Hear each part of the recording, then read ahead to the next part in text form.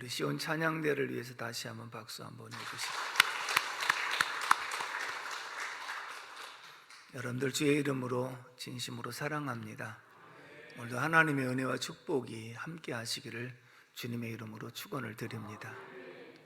오늘 이 말씀은 최근에 새벽에 상고한 말씀인데 더 중요하기 때문에 다시 한번 낮 시간에 상고하려고 준비를 했습니다. 한번 따라서 합시다. 그리스도인의 생활.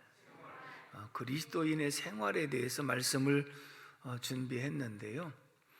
특별히 로마서 1장서 11장까지는 교리 부분이었어요. 그리고 12장서 마지막 16장까지는 생활편에 대해서 말씀을 합니다. 그 얘기는 교리, 말씀의 바탕 위에 생활을 말하는 거예요. 그래서 이것이 말씀 생활, 곧 신앙 생활이라고 하는 것을 말하고 있거든요. 그렇기 때문에 12장에서 그리스도인이 어떻게 생활해야 될 것인가, 이걸 말씀하고 있다는 것이고요. 1장서 11장까지 많이 말씀하고 있는 내용이 무엇이냐면, 의인은 없나니 하나도 없으며 모든 사람이 죄를 범하였음에 하나님의 영광에 이르지 못하더니 오라 공고한 사람이로다 누가 사망의 몸에서 나를 건져내겠느냐, 탄식하는 그런 내용이 주로 많았습니다. 다시 말하면 허물과 죄로 죽은 우리들이 어떻게 소망 가운데 살아갈 수 있는가, 절망 가운데 있다. 그럼 우리들이 멸망에 이르기를 원하느냐? 그렇지 않다. 하나님께서 우리가 아직 죄인 되었을 때 그리스도께서 우리를 위하여 십자가에 죽으심으로 하나님께서 우리에게 대한 사랑을 확증하셨느니라. 그리스도께서 대신 속죄하심으로 우리를 사랑한다고 하는 것을 확실하게 증명해 줬다. 그러므로 아브라함이 믿음으로 의롭다 하심을 받았느냐, 아니면 행함으로 의롭다 하심을 받았느냐, 이렇게 말씀합니다. 로마서 4장 3절의 말씀을 읽어보도록 하겠습니다. 시작. 성경이 무엇을 말하느냐?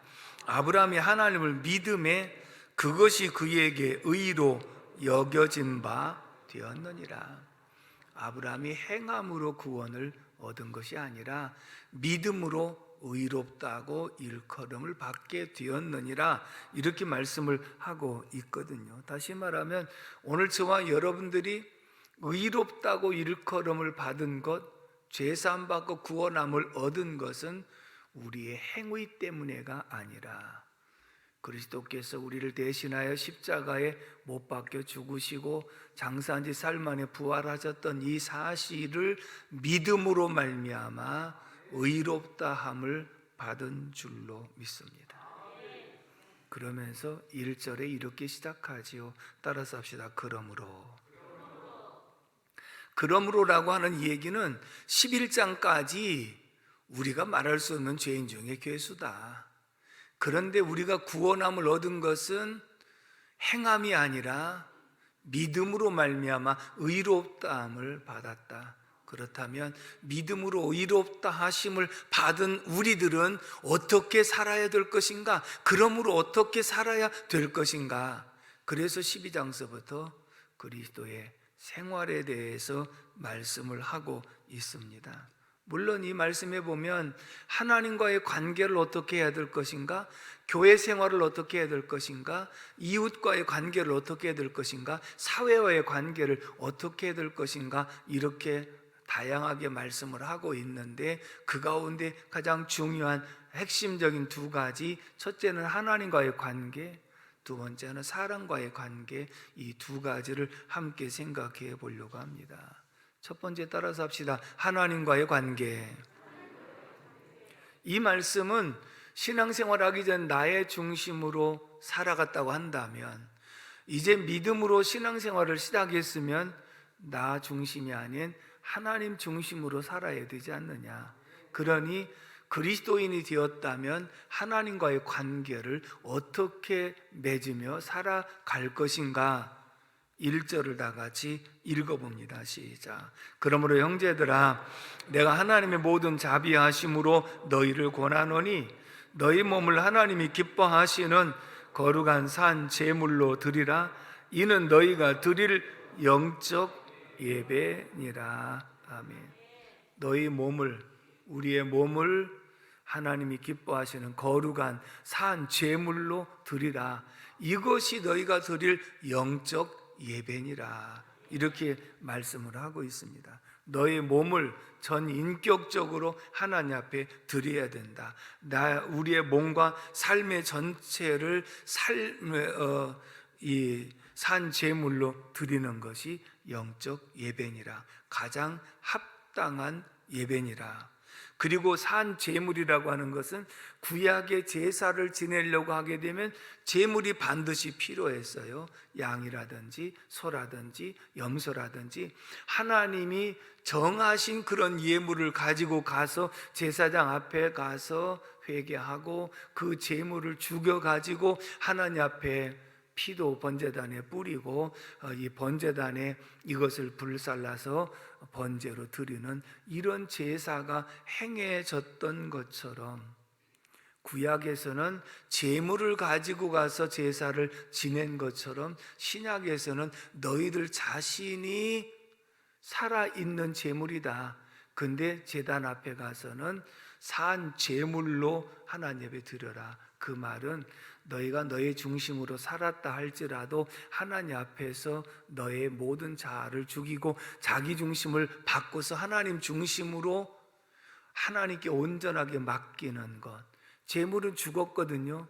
그렇다면 나는 죽고 내 안에서 그리스도께서 사신 삶을 살아가는 이 모습이 영적인 예배니라. 이렇게 말씀을 하고 있는 줄로 믿습니다. 우리가 예배의 성공자가 되어야 된다는 말씀을 많이 들었지 않습니까? 그런데 이 말씀을 준비하면서 예배의 성공자에 대한 개념이 무엇이냐면 예배만 잘 드린다고 해서 예배의 성공자가 아니다. 그럼 뭐가 예배의 성공자인가? 영적 예배인 우리가 산 제물이 되는 것까지를 해야 예배의 성공자가 된다. 예를 들면 가인과 아벨이 최초로 하나님 앞에 제사를 지냈거든요. 그리고 가인이 아벨만 연락하시는 걸 시기해서 결국은 아벨을 죽입니다. 하나님께서 아벨 대신에 셋을 주시고 그리고 셋이 에노스를 낳게 됩니다.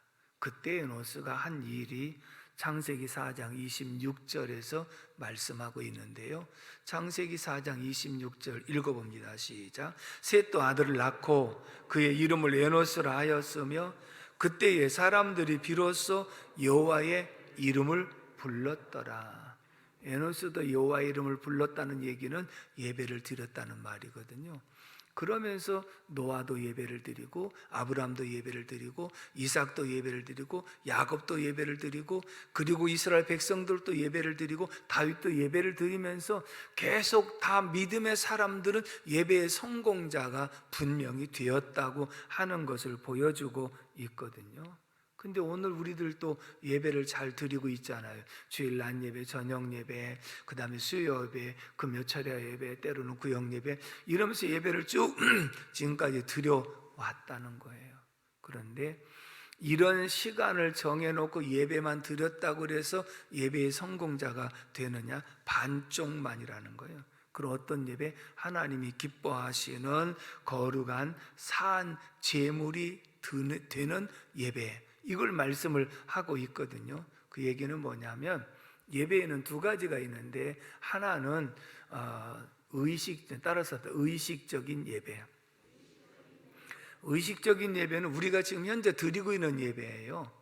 예배 고린도 14장의 말씀을 근거로 해서 우리가 예배 가운데는 찬송이 있어야 되고 기도가 있어야 되고 성경 봉독이 있어야 되고 찬양이 있어야 되고 헌금이 있어야 되고 그래서 하나님 앞에 이 모든 것들을 갖추어 갖고 드리고 우리가 받는 것은 하나님 말씀을 통해서 은혜를 받는 것인 줄로 믿습니다.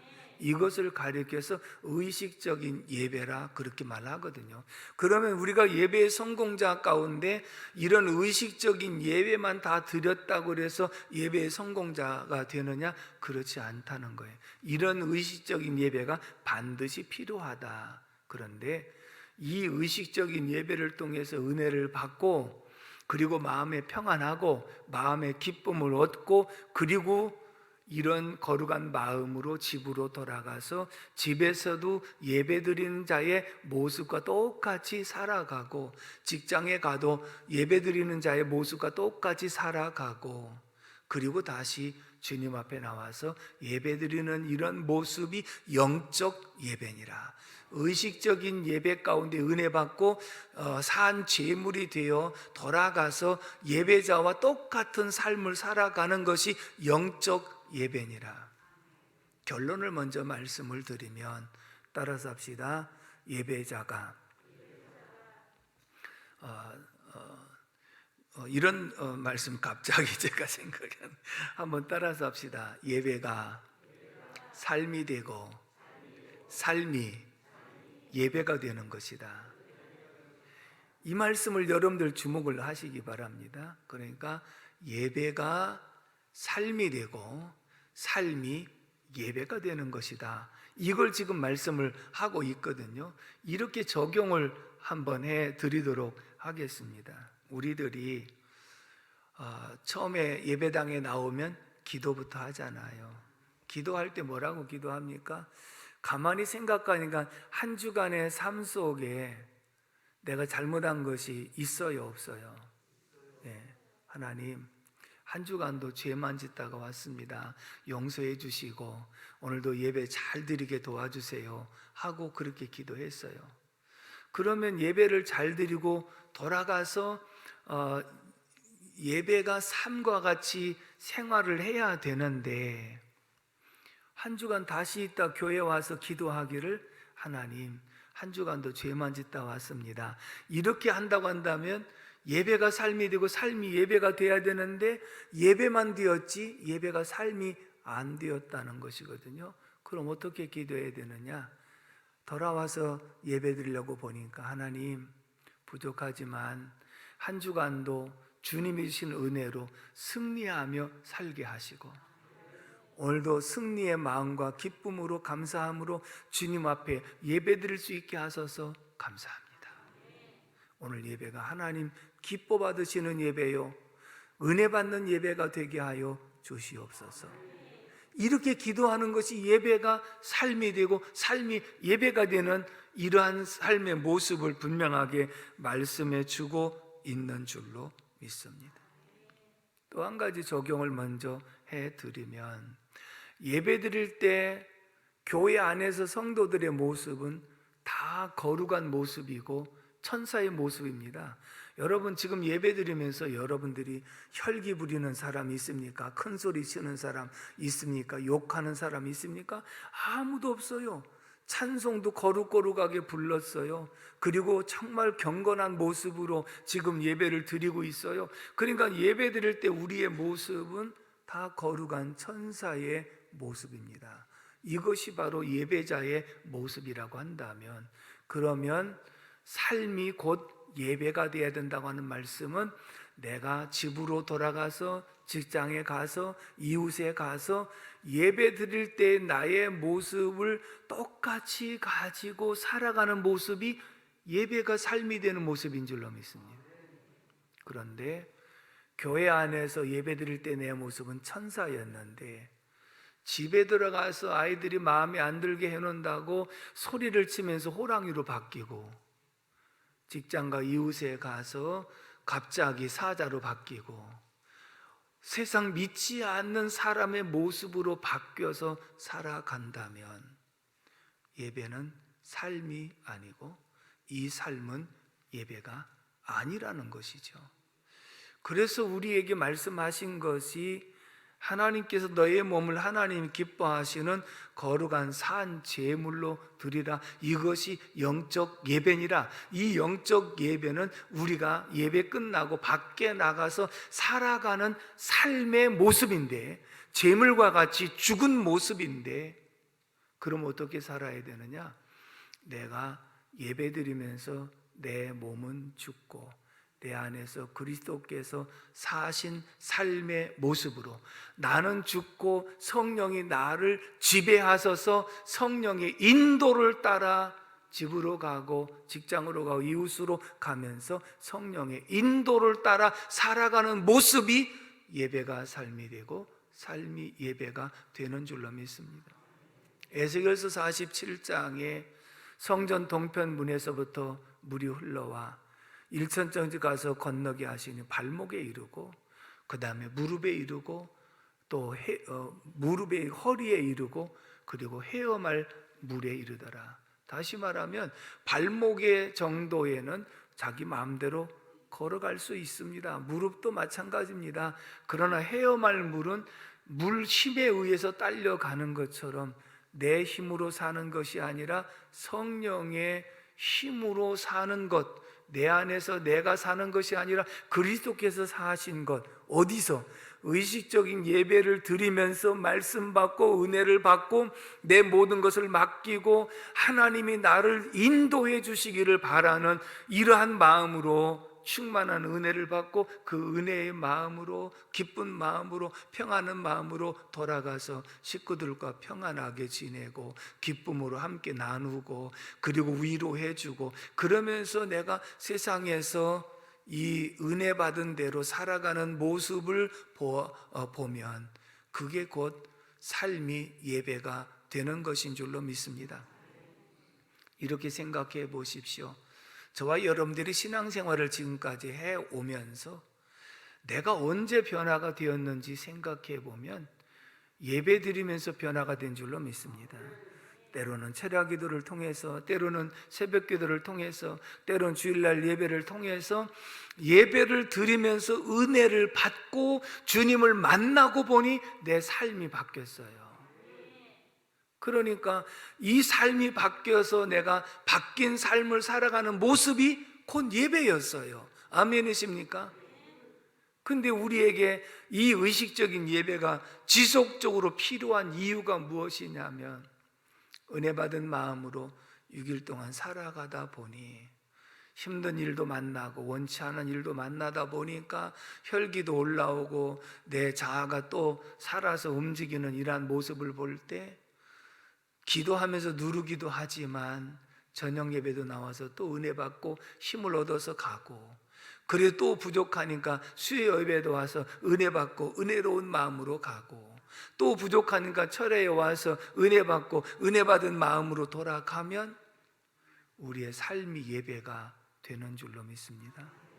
그래서 예배는 의식적인 예배만 드렸다고 해서 예배의 성공자가 아니고 이렇게 와서 하나님 앞에 예배를 드리고 반드시 하나님께 상달되는 예배와 그리고 하나님의 은혜를 받는 예배, 말씀의 복을 받는 예배, 그리고 영적 힘을 공급받는 예배, 그래서 이 예배 속에 하나님을 만나고 은혜 받고 힘 얻고 그리고 예배당에 오기 전에 내 모습보다는 예배 후에 돌아가는 내 모습이 발걸음도 가볍고 마음도 평안해지고 기쁨도 충만하고 은혜가 충만한 가운데 가정에 들어가서 가정을 화목하게 만들고 이웃에 가서 이웃 사람들에게 기쁨을 나누고 전할 수 있는 이러한 모습이 되어진다면 예배가 삶이 되고 삶이 예배가 되어 언제 어디서든지 우리의 모습이 이렇게 바뀌는 삶으로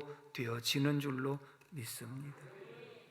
2절 말씀도 읽어보도록 하겠습니다. 2절 말씀 시작.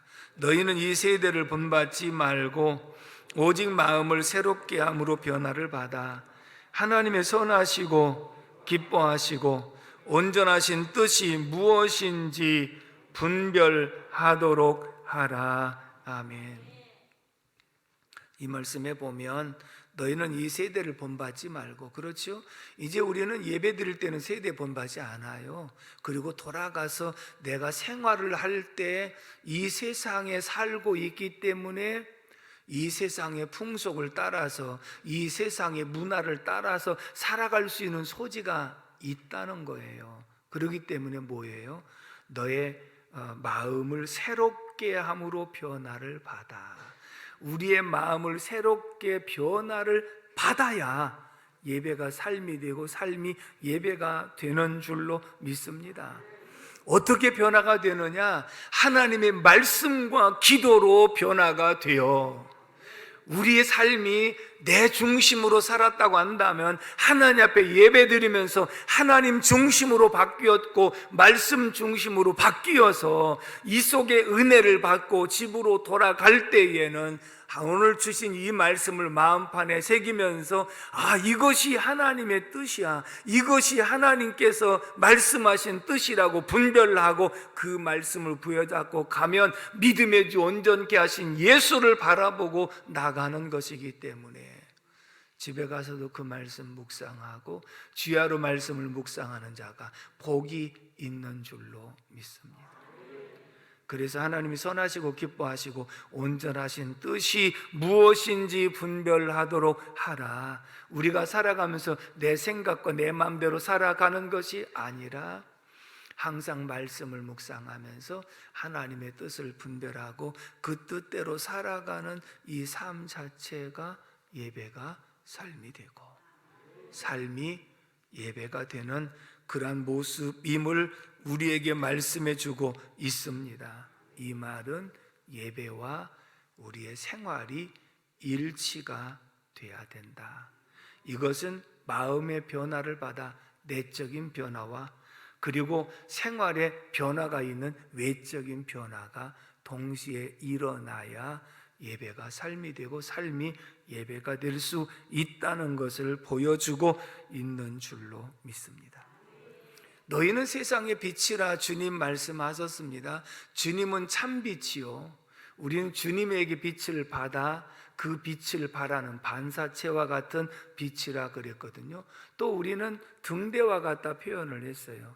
그렇다면 등대와 빛은 언제 어디서든지 비추어주는 존재이거든요.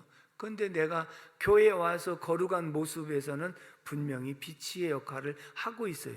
지금 누가 보더라도 거룩한 예수 믿는 사람의 모습이니까 빛이 분명히 있거든요. 그러면 이 빛된 모습으로 내가 가정으로, 이웃으로, 직장으로 돌아가서 이때의 모습과 같이 똑같이 그 모습으로 가서 빛된 역할을 감당해 주면 세상 사람들이 나의 빛을 보고 길을 잃어버리지 않고 역시 예수 믿는 사람이 다르구나, 이런 모습이 다시 교회에 올 때 변함없이 똑같은 모습으로 와서 예배를 드리고 빛의 역할을 감당하고 다시 가정으로 이웃으로 돌아가서 똑같은 모습을 보면 늘 외부의 사람들이 바라볼 때 저 사람은 언제 어디서도 똑같은 모습이다, 정말 저 사람이야말로 예수쟁이다, 저 사람이야말로 신실한 크리스찬이다, 이렇게 인정하면 그들이 다가와서 당신은 내가 보니 진짜 그리스도인인데 어떻게 하면 그렇게 될 수 있는지 나한테 좀 가르쳐 주면 좋겠다, 당신 따라서 나도 교회를 가고 싶다 라고 말할 수 있는 것은 내가 빛된 삶을 살아가고 있기 때문에 그런 것입니다. 그런데 주변 사람이 나를 지켜보면서 저 사람 교회 갈 때만 교인이고 밖에 나오면 세상 사람과 똑같아, 어떤 때는 세상 사람보다 더 악하고 더 나빠, 이렇게 말한다고 한다면 우리는 빛이 교회 왔을 때만 켜졌다가 세상에 나가면 꺼졌다가, 그러면 등대 역할은 칠흑같이 어두운 밤에 항해하는 이 선장들에게 암초를 피해가게 하고 안전하게 항구로 인도하는 것이 등대의 역할인데, 우리가 꺼졌다 켜졌다 함으로써 믿지 않은 사람들의 길을 못 찾아서 헤매다가 암초에 부딪혀 파선을 당하게 만든다고 한다면 우리에게 책임이 있다는 것을 말하고 있거든요. 그러므로 믿음으로 의롭다 하심을 받은 우리 성도들은 어떻게 살아가야 할 것인가? 먼저 하나님과의 관계 속에서 우리가 예배를 잘 드리면서 하나님의 은혜를 잊고 은혜 받은 마음으로 세상에 나가서 은혜로운 삶을 살아가고 한 주간도 승리하며 부족하면 저녁 예배도, 또 부족하면 수요 예배도, 또 부족하면 철야 예배도 와서 이 은혜를 유지하고 변함없이 빛을 비추는 저와 여러분들이 되기를 주님의 이름으로 축복합니다. 두 번째, 따라서 합시다. 사랑과의 관계. 자, 우리가 하나님과의 관계를 통해서 지금 예배에 대한 말씀을 드렸습니다. 그러면 사랑과의 관계를 어떻게 맺어야 되는가? 10절에서 11절의 말씀을 다 같이 읽습니다. 10절 시작. 형제를 사랑하여 서로 우애하고 존경하기를 서로 먼저 하며 부지런하여 게으르지 말고 열심을 품고 주를 섬기라. 아멘. 따라서 합시다. 형제를 사랑하여 서로 우애하고 존경하기를 서로 먼저 하라. 아멘. 자, 이 말씀을 우리가 실천하기 위해서 근본적으로 가져야 될 마음이 있습니다. 9절에서 사랑에는 거짓이 없는 이 사랑은 아가페의 사랑을 말하고 있고요. 그 다음에 10절에 형제를 사랑하여 필리아의 사랑을 말합니다. 우정을 말하고 있습니다. 그리고 서로 우애하고 하는 이 말씀은 필로스와 아가페입니다. 다시 말하면 이 얘기는요, 필리아, 필로스 이것은 형제간의 우정을 얘기하고 있거든요. 그러면서 한 가지 더 한 것이 아가페적인 사랑이 가미가 됐어요. 그 말은 무엇이냐면 이렇게 해석을 하면 우리가 먼 친척보다 가까운 이웃이 낫다고 하지요. 그리고 가까운 이웃보다도 서로 그리스도 안에 있는 형제들이 나은 줄로 믿습니다.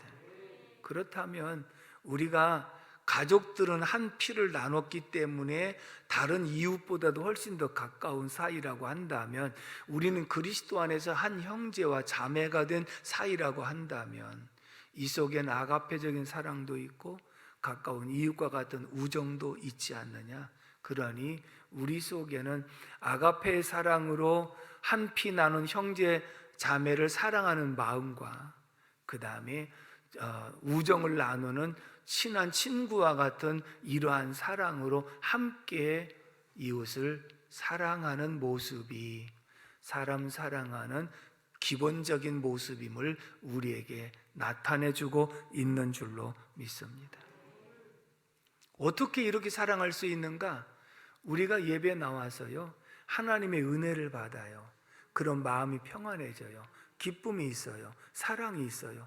그러면 은혜 받고 이 사랑의 마음과 기쁜 마음으로 돌아가서 먼저는 가깝게는 식구들을 사랑하고 형제를 사랑하고 이웃을 사랑하는 마음의 실천, 결국은 어디서부터 출발하느냐? 하나님과의 관계에서부터 출발해요. 하나님과 관계를 바로 맺고 하나님의 은혜를 받으면 그 마음으로 내가 세상에 나가면 세상에서 만나는 모든 사람들을 그런 사랑으로 대할 수 있는 줄로 믿습니다. 우리가 지금까지 신앙생활한 모습을 돌아보면 주님 앞에 나와서 예배드리고 기도하면서 은혜를 받고 은혜 받은 모습으로 돌아가면 전도하게 되고 기도하게 되고 사랑하는 모습이 있는 것은, 사람 사랑은 하나님 사랑에서부터 출발하는 것인 줄로 믿습니다. 아멘이십니까? 그래서 하나님 사랑을 실천하는 방법을 두 가지로 제시해 줬는데 13절의 말씀을 다 같이 읽습니다. 시작. 성도들의 쓸 것을 공급하며 손 대접하기를 힘쓰라. 아멘. 먼저 이 하나님의 사랑을 어떻게 실천하느냐? 교회 내부에서 어려운 사람들을 돕는 일을 시작하는 것도 형제 사랑이다. 그 다음에 교회 밖으로 나가서 소외된 사람들, 그리고 손 대접하는 일에 힘써라.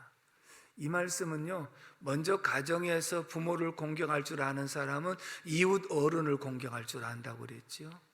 그리고 교회에서 목회자를 공경할 줄 아는 사람은 이웃 목회자를 공경할 줄 안다. 형제 자매를 사랑할 줄 안다. 우리가 하나님을 사랑하는 마음으로 은혜를 받았으면 먼저는 교회 안에서 가까운 곳에서 어려운 사람을 돌볼 줄 알고, 그리고 교회 밖에 나가거든 소외된 사람들을 돌볼 줄 알면, 이것이 기본이 되고 시작이 되어지면 더 확산해서 선을 행하고 선한 사업에 부하고 선한 일을 행하는 모습으로 바뀌어지는 줄로 믿습니다. 눈에 보이는 사람을 사랑하지 아니하면 눈에 보이지 않는 하나님을 사랑한다는 말은 거짓말이며, 눈에 보이는 사람을 사랑하는 것이 눈에 보이지 않는 하나님을 사랑하는 것이라 그렇게 말씀을 하고 있는 줄로 믿습니다. 누가복음 16장 10절에서 이렇게 말씀을 하고 있습니다. 읽어봅니다. 시작. 지극히 작은 것에 충성된 자는 큰 것에도 충성되고, 지극히 작은 것에 불의한 자는 큰 것에도 불의하니라. 아멘이십니까? 이 말씀은 먼저 교회 안에서 어려운 사람을 돌보는 일을 시작하면 지극히 작은 일이라고 생각하지만, 소자 하나에게 냉수 한 그릇 대접하는 것과 같지만, 이런 출발이 나중에 큰 것에 충성할 수가 있느니라. 우리가 교회가 처음에 주는 교회로 시작을 했는데, 처음에 주는 일은 주변 청소하는 일, 또 따뜻한 차 타서 동네 주민들 대접하는 일, 어려운 이웃을 돕는 일, 그러면서 시작한 일이었는데 지금은 주는 교회로 자리매김을 할 수 있었는 줄로 믿습니다. 처음 시작은 미약할지라도 내 나중은 심히 창대하리라고 하는 이 말씀이, 하나님 사랑은 사람 사랑으로부터 시작하는 것이며 사람 사랑은 하나님 사랑하는 출발점이 된다고 하는 것을 우리에게 말씀해 주고 있는 줄로 믿습니다. 믿음으로 의롭다함을 받은 우리 그리스도인의 생활은 하나님 앞에 예배를 잘 드리면서 은혜 있고 은혜의 마음으로 삶이 예배가 되는 생활이 되는 것이 중요한 것이며, 또 예배의 은혜 받고 은혜의 마음으로 사람을 사랑하고 섬기는 것이 그리스도인의 생활임을 말씀하고 있습니다. 이 말씀을 여러분들 마음판에 새기시고 내가 집으로 돌아가고 어디에 가든지 이 마음으로 모든 사람을 대할 수 있기를 주님의 이름으로 축복합니다. 기도하겠습니다. 고마우신 하나님 아버지, 은혜와 사랑을 진심으로 감사를 드립니다. 예배가 삶이 되고 삶이 예배가 될 수 있는 생활이 되게 하여 주시옵시고, 주의 사랑으로 형제를 사랑할 수 있도록 인도하시고 이웃을 사랑할 수 있도록 인도하여 주소서. 시작은 미약할지라도 내 나중은 심히 창대해지는 역사가 있는 것처럼 작은 일에 충성된 자가 되게 하여 주소서. 큰 것에도 충성된 자가 되게 하옵소서.